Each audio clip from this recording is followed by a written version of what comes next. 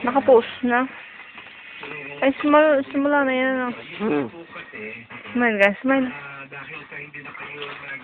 Doon ka, maupo ka doon, maliwanag doon. Doon.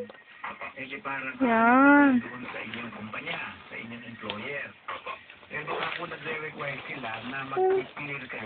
Tanong kita.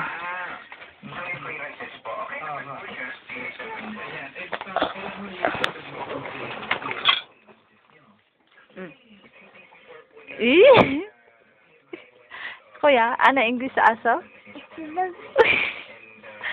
Sa pusa? Sa manok? Manok? Sa baboy? Baboy? Baka? Ayaw. Sa baka? Sa kabayo? Bayas. Hindi maintindihan? Ahas? Bayas. Ahas? Oh, sa iyo. Ay. Huwag na nga. Hindi maintindihan mo. Malakas yan. Ingala mo. Sige mo, gawin mo ulit.